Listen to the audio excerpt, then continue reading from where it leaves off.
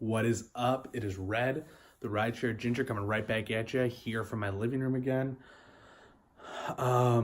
This is going to be a Turo Talk video. It's been a while since I've done one, but I just want to summarize a little bit of what I've been doing and kind of where I'm at right now.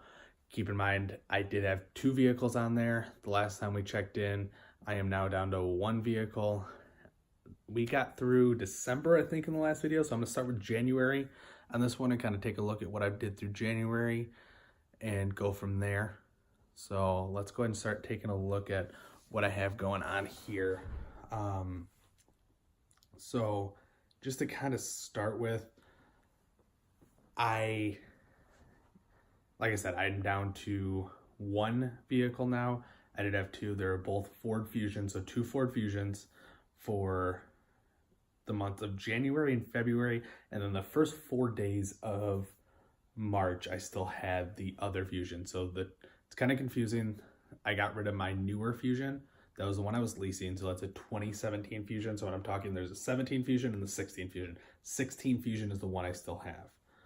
So best way to kind of take a look at everything is I'm going to start with just the 16 Fusion first and take a look at those earnings for January, February, and March. So for January, we have $400 in earnings for the 16 Fusion, $250 in February, $597 in March. That is kind of expected and a little unexpected. So I was expecting January and February to be really slow and start to pick up in March. February was extremely slow and January was fine.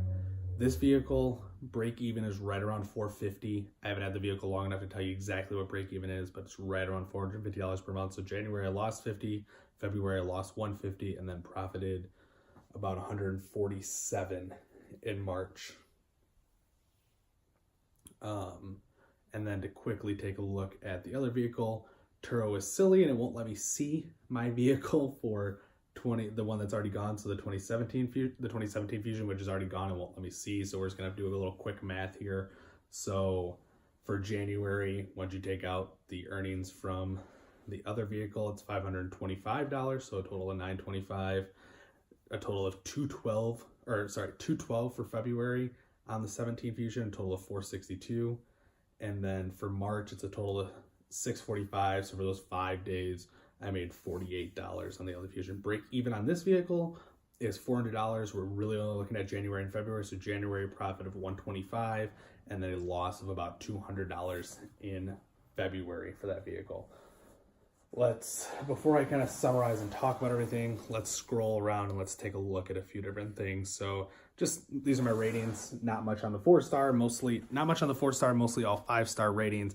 And you can kind of quickly look at some of the comments, but they're all sitting here listed for anyone to see. This is what you see when you pull up my vehicles. You'll be able to check those out. And then we'll take a look at my response rate, my acceptance rate, my commitment rate, all pretty solid. Only issue is you see the little all-star thing at the top when you first look at this, and then we take a look at the commitment rate, and I'm falling up just short on that, and that's because I've canceled 3 trips. You need 95% to hit all-star. I'm not technically all-star because I've canceled 3 trips, so we'll try to improve that. They reevaluate that every 3 months. And taking a look at the vehicle here, just scroll through my calendar real quick. As you can see, January was pretty booked almost every day on this vehicle. February, slow. And then March, it picked up, but it wasn't absolutely great in March. So got some bookings, but I got a little bit of that gap in the center, as you see. But that was kind of expected. So let's take a look at a few options that I have here on these vehicles. Delivery in airports, I currently have Rockford and O'Hare listed. I got tired of going all the way to Midway, and 125 just was not worth it for me. I did not like it. I need more than that, and that's just not an option. The highest you can go is 125. So I have O'Hare and Rockford. I have Rockford on there because my mom's in Belvedere, which is just outside of Rockford, so I can make that one happen if I need to. So those are the two airports that I have on there right now. And then just scrolling out again, let's go ahead and take a look. I include 500 daily miles, 1,500 weekly, and unlimited monthly. I just changed this. I did have it at 250 daily, so we'll see if that makes a difference at all on anything. And then let's take a look at my extras. So for extras, I do child safety seat, I do prepaid fuel, I do post-trip cleaning. I've had all these used at some point. I like the post-trip cleaning. The car seat's a nice little added feature. I do it for free on there. So that's kind of a look at everything overall. And I just kind of want to talk about a few different things. You got to be able to go to the airports. I think no matter what city you're in, if you can't get to the airports with your vehicle, you're going to limit yourself drastically. Now, to be fair, January, I don't think I had a single airport delivery. Everything was right here from my apartment, which was amazing. I put in, I don't know, maybe 30 minutes of work and produced that $925.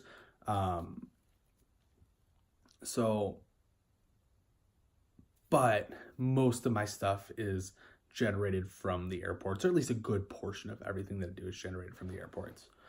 A few tips and tricks. Don't clean the vehicle every single time unless you have a monthly car wash package.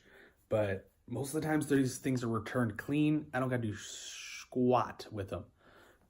Leave the keys in and they're good to go.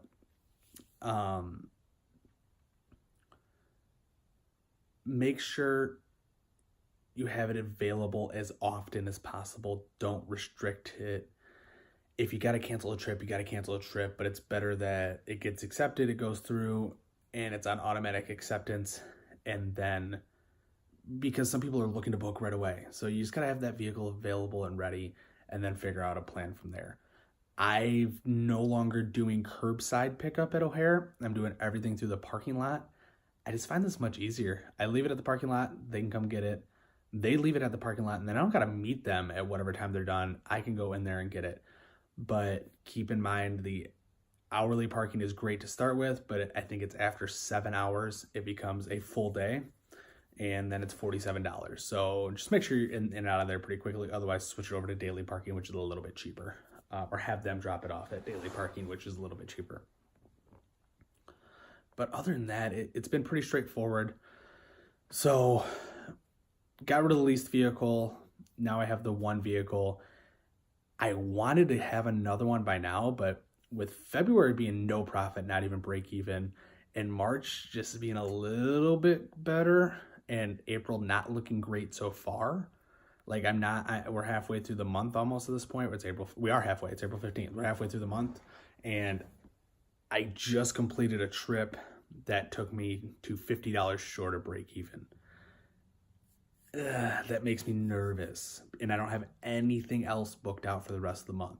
So unless April picks up and I have some good May earnings, I am not going to get a second vehicle yet. I'm too new to this to take the risk and add on another vehicle, not knowing exactly how well the Chicago market works. So as of right now, we're going to stay with the one vehicle, keep chugging along with that. I'm committed to that one. I already purchased that one. That's here.